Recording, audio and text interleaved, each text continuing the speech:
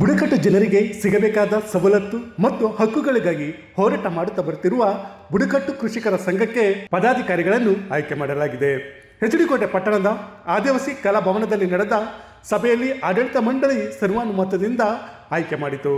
ವಿಜಯ್ ಕುಮಾರ್ ಅವರು ಅಧ್ಯಕ್ಷರಾಗಿ ಆಯ್ಕೆಯಾದರೆ ಬಸಮ್ಮ ಅವರು ಉಪಾಧ್ಯಕ್ಷರಾಗಿ ಆಯ್ಕೆಯಾಗಿದ್ದಾರೆ. ಕೆಂಪಣ್ಣ ಅವರು ಗೌರವ ಅಧ್ಯಕ್ಷರಾದರೆ ಮಹಾದೇವ ಪ್ರಧಾನ ಕಾರ್ಯದರ್ಶಿಯಾಗಿ ಆಯ್ಕೆಯಾಗಿದ್ದಾರೆ.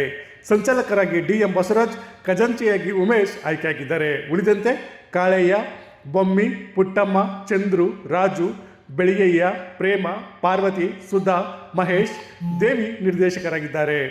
ನೂತನ ಅಧ್ಯಕ್ಷ ವಿಜಯ್ ಕುಮಾರ್ ಅವರಿಗೆ ಸಲಹೆಗಾರರಾಗಿ ಡಾಕ್ಟರ್ ಮಹೇಂದ್ರ ಕುಮಾರ್, ಕೆಂಚಯ್ಯ, ತಮ್ಮಯ್ಯ ಅವರನ್ನು ಆಯ್ಕೆ ಮಾಡಲಾಗಿದೆ. ಈ ಸಭೆ ಒಂದು ಚರ್ಚಿಸಿ ಈಗ ನಾವು ಜೈನ್ಪುರ್ಗೆ ನಾವು ಒಟ್ಟು 8 ಸೀಟ್ ಕೊಟ್ಟಿದ್ದೀವಿ. ಬೆಟ್ಕೂರ್ಗೆ 4 ಸೀಟು, ಎರಡ್ಗೆ 3 ಸೀಟು, ಮತ್ತೆ ಸೋಲಿಗಸ್ಗೆ 2 ಸೀಟ್ ಕೊಟ್ಟು. ಅದರಲ್ಲಿ ಜೈನ್ಪುರ್ನಲ್ಲಿ ಫಸ್ಟ್ ಬಸಮ್ಮ, ಪ್ರೇಮ, ಪುಟ್ಟಮ್ಮ, ಕೆಂಪಯ್ಯ, ರಾಜಣ್ಣ, ದೇವಿ, ಚಂದ್ರ ಇವರು 8 ಸಲ ಆಯ್ಕೆಯಾದ್ರು ಇಲ್ಲಿ ಜೈನ್ಪುರ್ ಪಂಗಡದ ವತಿಯಿಂದ. ಬೆಟ್ಕೂರಲ್ಲಿ ಕಾಳಯ್ಯ, ಡಿ.ಎಂ. ಬಸವರಾಜು, ಬೊಮ್ಮಿ, ವಿಜಯ್ ಕುಮಾರ್ ಇವರಿಷ್ಟು ಜನ ಆಯ್ಕೆಯಾದ್ರು 4 ಜನ. ಸೋಲಿಗಸಲ್ಲಿ ಉಮೇಶ್ ಮತ್ತೆ ಸುಧಾ. ಯಾರೋ ಪಂಗಡದಲ್ಲಿ ಪಾರ್ವತಿ, ಬೆಳೆಯಪ್ಪ, ಮಹಾದೇವ ಇವರಿಷ್ಟು ಜನ ನಾವು ಒಟ್ಟು 11 ಸೀಟ್ ಆಯ್ಕೆ ಮಾಡೋದು ಸರ್. ಈಗ ಅದರಲ್ಲಿ ಆಡಳಿತ ಮಂಡಳಿ ಈಗ ನಾವು ಕೆಂಪಯ್ಯನವ್ರನ್ನ ಗೌರವಾಧ್ಯಕ್ಷ ಮಾಡಿದ್ವಿ. ಕೆಂಪಯ್ಯ ನಿಂತ್ಕೋಬೇಕು. ವಿಜಯ್ ಕುಮಾರ್ ಅಧ್ಯಕ್ಷರು.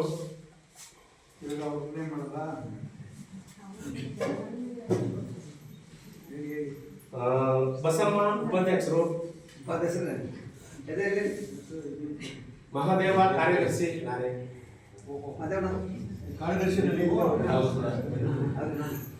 ದೇವರಾಜು ಸಹ ಸಂಚಾಲಕರು. ಮತ್ತೆ ಉಮೇಶು ಖಜಾಂಚಿ, ಕೆಂಚೆಯವರು ಸಲಹೆಗಾರರು, ರಾಜಣ್ಣ ಸಲಹೆಗಾರರು, ತಮ್ಮಯ್ಯ ಸಲಹೆಗಾರರು, ಡಾಕ್ಟರ್ ಮಹೇಂದ್ರ ಕುಮಾರ್ ಸಲಹೆಗಾರರು. ಇಷ್ಟು ಜನ ಒಟ್ಟು 10 ಜನ ಆಯ್ಕೆ ಮಾಡಿಸ್ತೀವಿ. ಈಗ ನಾನು ಯಾವ ಕ್ಯಾಟಗರಿ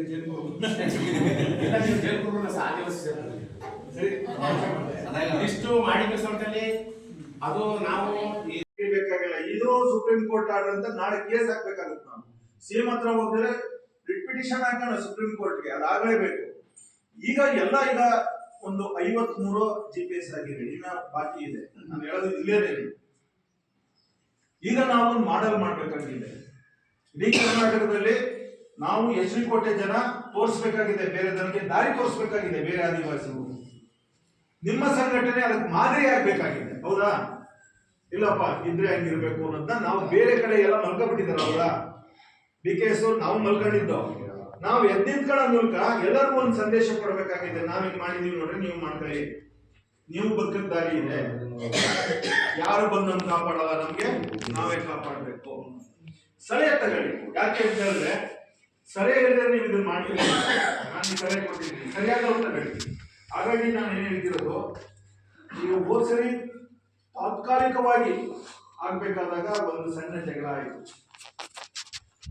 ಅದನ್ನ ಹೇಳ್ತಿದ್ದೀನಿ ಯಾಕೆ ಅಂದ್ರೆ ಇದು ತಪ್ಪಾಗಬೇಡಿ ಅಂತ. ನಾನು ಹೇಳಿದ್ರೆ ನೀವು ಆಯ್ಕೆ ಮಾಡ್ಕೊಳ್ಳಿ, ನಾನು ಇರಬಾರ್ದು ಇಲ್ಲಿ. ಯಾಕೆ ಅಂದ್ರೆ ನಾನು ಸಲಹೆ ನೆನ್ಪು ಮಾಡಲಿಕ್ಕೆ 98ರಲ್ಲಿ ಈ ಬುಡಕಟ್ಟು ಕೃಷಿಕರ ಸಂಘವನ್ನು ಪ್ರಾರಂಭ ಮಾಡಿ 98ರಲ್ಲಿ ನೋಂದಣಿ ಕೂಡ ಮಾಡಿ ಹಲವಾರು ಮೂಲ ಸೌಕರ್ಯಗಳು ಮತ್ತು ಅರಣ್ಯ ಕಾಯ್ದೆ ಇರ್ಬೋದು, ಮುಜಾಫರ್ ಹಸನ್ ಈ ಥರ ಹಕ್ಕುಗಳನ್ನು ನಾವು ಪಡೀಲಿಕ್ಕೆ ಜನ ಸಹಭಾಗಿತ್ವದಲ್ಲಿ ಹಾಡಿಗಳಲ್ಲಿ ಸಭೆ ಮಾಡ್ತಾ ಹಾಡಿ ಸಮಸ್ಯೆಗಳನ್ನು ತಾಲೂಕು ಆಡಳಿತ, ಜಿಲ್ಲಾ ಆಡಳಿತ ಗಮನ ತಂದು ತುಂಬ ವರ್ಷಗಳಿಂದ ನಾವು ಹೋರಾಟ ಮಾಡಿ ಬಂದಿದ್ವಿ. ಹಾಗಾಗಿ ನಮ್ಮ ಹೋರಾಟ ಅಷ್ಟೇನು ಪ್ರಬಲವಾಗಿ ಕಾಣಕ್ಕಾಗಲಿಲ್ಲ. ನಾವು ಮಾಡಿದ್ವಿ ಇಲ್ಲ ಅಂತೆಲ್ಲ ಜಾತಿ ಅಲ್ಲ. ಈಗಿರುವಂಥ ಆಳುವ ಸರ್ಕಾರಗಳು ನಮ್ಮ ಮೇಲೆ, ಆಳುವ ಸರ್ಕಾರ ಅಂದರೆ ಗೌರ್ಮೆಂಟ್ ಸರ್ಕಾರ, ನಮ್ಮ ಕಾನೂನುಗಳು, ನಮ್ಮ ಹಕ್ಕುಗಳು, ನಮ್ಮ ಸೌಲಭ್ಯಗಳ ಬಗ್ಗೆ ನಮಗೆ ಅವರು ದೋಷಿಸುವ ನಿಟ್ಟಿನಲ್ಲಿ ಅವರು ಆಲೋಚನೆ ಇಲ್ಲ. ಹಾಗಾಗಿ ನಾವೆಲ್ಲ ಕೂತು ಯೋಚನೆ ಮಾಡಿ ನಮ್ಮ ಹಿರಿಯ ಮುಖ್ಯಸ್ಥರಾದ ಡಾಕ್ಟರ್ ಮಹೇಂದ್ರ ಕೂಡ ನಮ್ಮ ಸಲಹೆ ಮೇರೆಗೆ ಈ ಹಕ್ಕುಗಳನ್ನ ನಾವು ಪಡಿಬೇಕಾದ್ರೆ ಒಂದು ಪ್ರಬಲವಾದ ಒಂದು ತಂಡ ಕ್ರಿಕೆಟ್ ಟೀಮ್ ಕಟ್ಟಬೇಕು. ಈ ಕಾರಣಕ್ಕಿರ್ಬೋದು ನೋಡಿ, ಒಂದೊಂದು ಭಾಗದಲ್ಲಿ ಒಂದೊಂದು ಥರ ಮಾಡಿದ್ದಾರೆ. ಕಾಫಿ ಕೊಟ್ಟ ಭಾಗ 1 ಗುಂಟೆ 2 ಗುಂಟೆ, ಅವರು 3 ಎಕರೆ 4 ಎಕರೆ ಕೂತಿದ್ರೆ ಕಾಫಿ ಮೆಣಸೆಲ್ಲ ಹಾಕೊಂಡಿದ್ದಾರೆ. ಆ ಭಾಗದಲ್ಲಿ ಸರ್ವೆ ಮಾಡಿದ್ರೆ ಅನ್ಯಾಯ ಮಾಡಿದ್ದಾರೆ. ಭೀಮನಹಳ್ಳಿ ಭಾಗನೂ ಕೂಡ ನಮ್ಮ ಜನ ಇದ್ದ ಜಾಗ ಅರ್ಜಿ ಹಾಕಿದ್ರೆ ಬಂದು GPS ಮಾಡಿದರೆ ಕೊಡುಗೆ ತಂದು ತೋರಿಸಿ ನಮ್ಮ ಜನಕ್ಕೆ ಅನ್ಯಾಯ ಮಾಡಿದ್ದಾರೆ. ಸೊ ಹಾಗಾಗಿ ಒಂದೊಂದು ಥರ ಭಾಗದಲ್ಲಿ ಸಮಸ್ಯೆ ಇದೆ.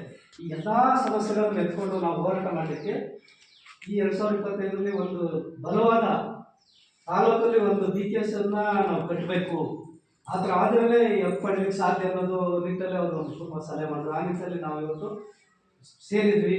ಒಂದು ಮಹಾಸಭಾ ಕಾರ್ಯಕ್ರಮವನ್ನು ಇವತ್ತು ನಾವೆಲ್ಲರೂ ಸೇರಿ ಭಾಗವಹಿಸಿದ್ವಿ. ಈ ಒಂದು ಮಹಾಸಭಾ ಕಾರ್ಯಕ್ರಮ ನಾವೆಲ್ಲರೂ ತಾಳ್ಮೆಯಿಂದ ನಾವೆಲ್ಲರೂ ಚರ್ಚೆ ಮಾಡಿ ಸುರಕ್ಷಿತವಾಗಿ ಮುಂದೆ ಈ ನಿಲ್ಸ್ಕೊಂಡು ಹೋಗಿರುವಂಥ ಹಿರಿಯರು ನಿಲ್ಲಿಸಿದ್ರಲ್ಲ BKS ತೇರನ್ನು ನಾವೆಲ್ಲ ಹೇಳ್ಕೊಂಡು ಹೋಗ್ಬೇಕು. ಆ ನಿಟ್ಟಲ್ಲಿ ಇದನ್ನು ಹೇಳಲಿಕ್ಕೆ ಸೂಕ್ತ ಯಾರು, ಸ್ವಲ್ಪ ಓಡಾಡೋರು, ಸ್ವಲ್ಪ ಆಸಕ್ತಿ ಕೆಲಸ ಮಾಡೋರು, ಆ ಥರ ಆಲೋಚನೆ ಮಾಡ್ತಾ ಈ ಬೋರ್ಡ್ಗೆ ನಾವು ಒಂದು 13 ಜನರನ್ನು ಆಯ್ಕೆ ಮಾಡಿ ಮುಂದಿನ ಕೆಲಸ ಕಾರ್ಯಗಳಿಗೆ 80 ಗಾಡಿಗಳಲ್ಲಿ ನಾವು ಓಡಾಡಿಕೊಂಡು ಕೆಲಸ ಮಾಡಲಿಕ್ಕೆ ತಾವೆಲ್ಲರೂ ಒಂದು ಮಾಡಿಕೊಡ್ಬೇಕಂತೇಳಿ ಈ ಮಹಾಸಭೆಗೆ ಭಾಗವಹಿಸಿ ತಮ್ಮೆಲ್ಲರಿಗೂ ನಾನು ಅನ್ಸ್ತಾನೆ. ಇಂತಹ ನೈಜ ಇಂಟ್ರೆಸ್ಟಿಂಗ್ ಹಾಗೂ ಕ್ಯೂರಿಯಾಸಿಟಿ ಸುದ್ದಿಗಳು ನಿಮಗೆ ಸಿಗಬೇಕು ಅಂದರೆ ಇಂಡಿಯಾ ಫಸ್ಟ್ ಟಿವಿ ಸಬ್ಸ್ಕ್ರೈಬ್ ಮಾಡಿ. ಒಂದು ಲೈಕ್ ಕೊಟ್ಟು ವಿಡಿಯೋ ಶೇರ್ ಮಾಡುವ ಮೂಲಕ ನಮ್ಮನ್ನು ಮತ್ತಷ್ಟು ಪ್ರೋತ್ಸಾಹಿಸಿ. ಇಂಡಿಯಾ ಫಸ್ಟ್, ನಿರ್ಭೀತಿಯಿಂದ ನಿಮಗಾಗಿ.